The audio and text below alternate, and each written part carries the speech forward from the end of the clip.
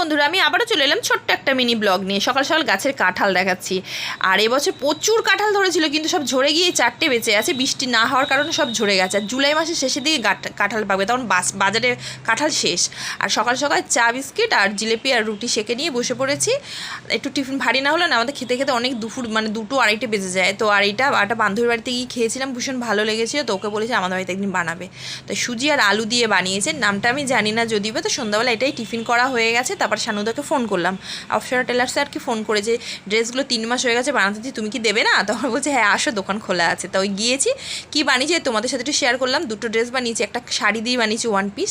শাড়িটা দিয়ে একটা র্যাপারও বানাতে দিয়েছি। র্যাপারটা যদিও এখন ইনকমপ্লিট, বললো এখনও হয়নি, পরে এসে নেবে। এইটা বানিয়েছি খুব সুন্দর। এখন এই হাতাগুলো বেরিয়েছে, এই হাতা দিয়েছি। আর এই বেহালা থেকে এই পিসটা কিনে নিয়ে এসেছিলাম, ব্লু কালার, রয়্যাল ব্লু কালারের। এটা দিয়ে একটা জামা বানিয়েছি। এটা প্যান্টটা ভীষণ সুন্দর হয়েছে, টপ দিয়ে পরলেও খুব ভালো লাগবে, টি শার্ট দিয়ে পরলেও ভালো লাগবে। ভিডিওটা যদি ভালো লাগে